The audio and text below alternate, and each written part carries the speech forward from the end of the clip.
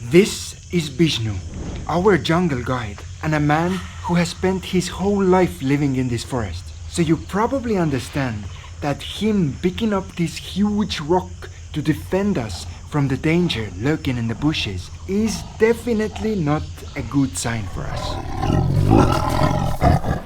Okay, I'll be frank with you. I expected our guide to have like a gun or something, because we're going on a first walking safari in our lives into a national park full of tigers, and those sticks are the only things to keep us safe.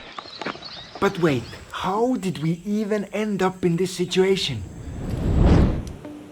Friends, I'm Joe, and during my 8 years of traveling the world, I have had the privilege to experience our planet's wildlife in many different ways. For example, in the Amazon rainforest, our vessel was raided by monkeys during a boat safari. Is this what I quit my job for? Or the time in Caribbean, I swam with the sharks while on an ocean safari. And of course, I have also tried the jeep ride in the jungle, looking for wildlife, an activity most of us associate with the word safari. But as it turns out, there is yet another way to experience nature.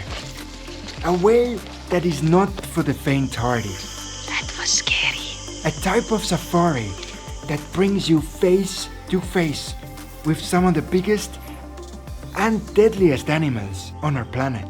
So in this video, I want to bring you along to this crazy journey in the tropical jungle of Nepal. And this is how it all started.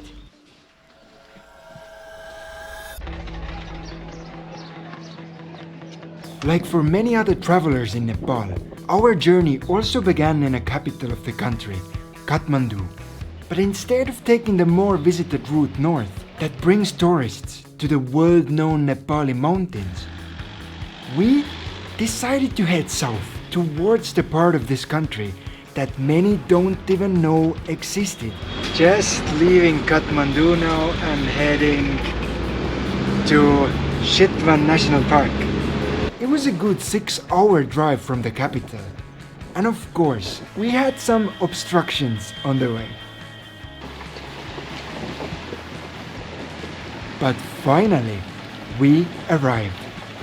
So the place that we just arrived is in the buffer zone of Chitwan National Park. And now I guess we're just waiting for the man of the house to get home. So yeah, we can have a place here to sleep and also a safari tomorrow to go and see the animals. I'm quite excited. The welcome in Chital Lodge was warm. And well, the climate in this part of the country even warmer. It's like 5:30 in the evening. I'd say it's like 34 degrees. It's super humid. Soon, our host and guide Vishnu made it home, and after a few minutes of negotiations, we had ourselves a deal. And I would say that the negotiations went well. So for one person, together with the park ticket, park entrance, it's about 50 euros for a whole day of walking safari. Looks like I have an illegal drug business somewhere again. I'm having a lot of questions because we're literally walking into an area full of tigers, rhinos, elephants, bears. It's gonna be interesting. Oh yeah, and I almost forgot, the safari is gonna start next morning about 6:15. So we're gonna go now and have dinner, rest, and we'll see you guys in the morning. 6 a.m. in the morning. Backpack is full of water for the whole day in the nature, and we were told to put on camouflage clothes. So I got tiger colored pants and stripe colored shirt. I don't think it works like this. And now we should any minute jump on a jeep and head to the national park. After a few minutes of nervous waiting, it was finally time to hit the road. Today might be the first time when I go to safari and I don't want to see big animals. First, a jeep took us through the buffer zone of the national park, filled with beautiful local villages. It's a super beautiful morning. There is mist, it's all green and luscious. And we are up at 6. Which is that's an achievement. Then we got to a point where the roads ended. I love our weaponry, it's sticks. Okay, we're just going on our first walking safari, and it's in a national park full of tigers. And those sticks are like only things to keep them away. Good luck.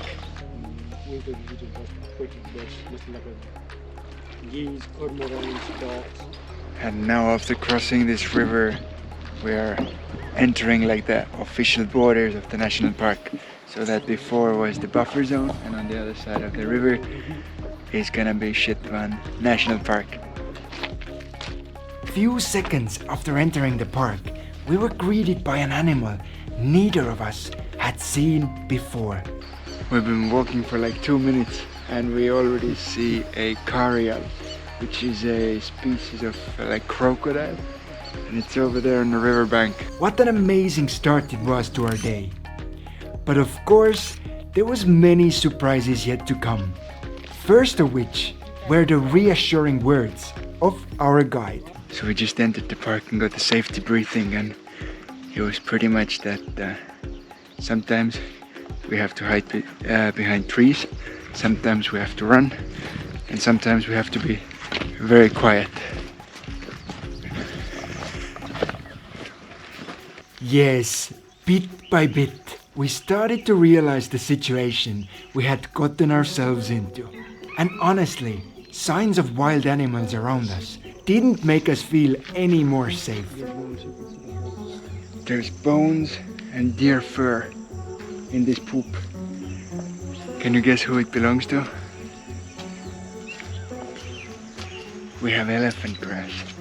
It can grow like 3 to 4 meters high, and you never know what's in there. It's called elephant grass because it can hide an elephant. If you have ever owned a cat, then you might have seen marks like this on your coats.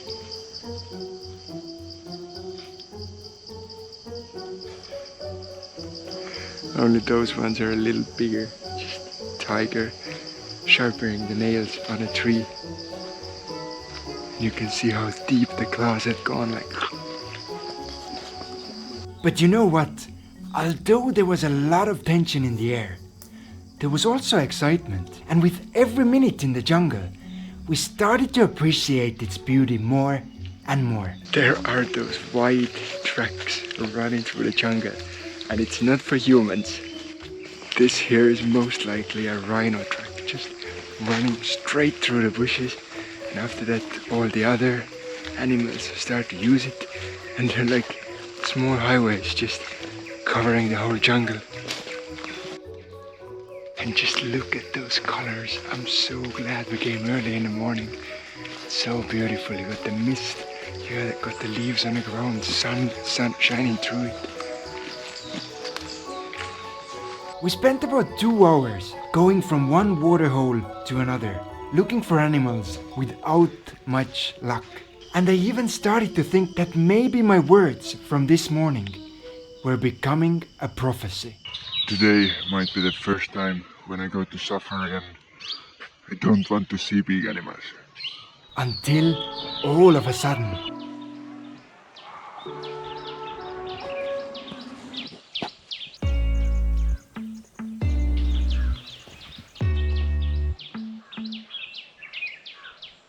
that's incredible. 2 of them just bathing over there.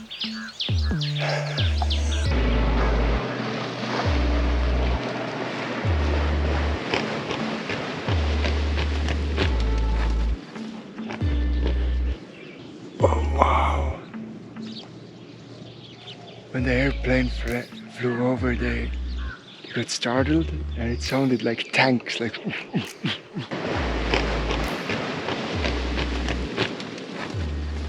After this encounter, our moods could not have been better, and I started to think more about the importance of such national parks. I think it's amazing how, like one by one, different countries are realizing that instead of hunting and poaching, it's much more friendly to the nature and also friendly to the locals to actually make those places into national parks. Because if you poach, then you get to shoot once. But if you make them into reserve and bring people to see the animals, you can shoot them as many times as you wish. And the thing that people take home are the photos. And if you ask me, then what we are doing here is much more hunting than what people do with guns. Because if you're out in the nature looking for animals to take photos of, you actually have to know how they act, where they go, what they do. So it's much more like hunting used to be hundreds of years ago. As we were trekking through the various landscapes of Chitwan National Park, Vishnu all of a sudden told us to get rid of our shoes. It sounded weird, but of course, we followed the orders.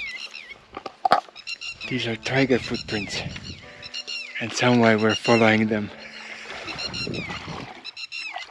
At this point, walking through a river full of crocodiles and who knows what else, I remember thinking that I had never felt so close and connected with nature before. It was truly amazing to discover the park this way. And as our bond with the wilderness was getting stronger, the forest itself started revealing more and more of its wonders. First, we saw some more rhinos. It is truly exceptional to see some of the world's most endangered species. Such an incredible sight. In their own natural habitat. Just mom and a baby chilling in a mud hole. But that wasn't it. And soon, after our lunch and a midday nap on a rocky riverbed, we ran into the biggest footsteps I had ever seen. And in no time, the owner of these big feet also revealed himself.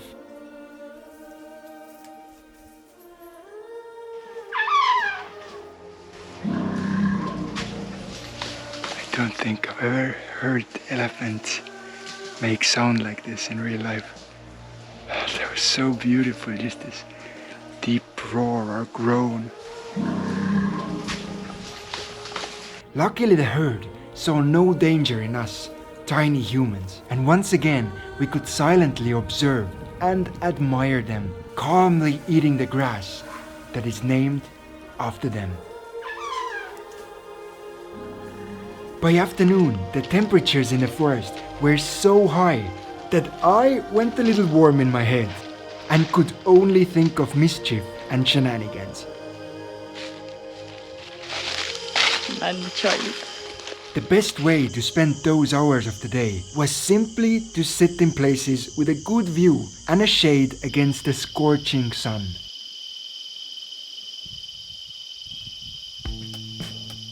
About an hour later, we were back on our feet. We saw deer nervously grazing in the fields, monkeys eating algae and seaweed from the river, and of course, more rhinos just cooling themselves in the water. And then, just as we decided it was time to start heading back, something happened. Vishnu smelled the air a few times and ordered us to stay back. He picked up a rock, and from the way he moved, we knew that this was serious. And then, no more than 20 meters away from us, a male rhino came out of the bush. Fortunately, he did not see us as danger. He's just crossing the river now. But as we heard from Vishnu, thanks to their short temper and poor eyesight, they are the most dangerous animal in this forest. That was scary. On our way back, I couldn't help but wonder about those words. Rhinos are the most dangerous animals here. And then I understood. Tigers in this forest are not interested in humans. They have much better food to eat here. And most likely during our stay, few of them even saw us. Because after all, signs of them were everywhere. So all the fear I came here with that morning was for no reason. As it turns out, nature is not half as scary as we imagine in our heads. And I hope that in years to come, more and more countries realize that protecting our wildlife and forests is both financially and ethically the only way forward.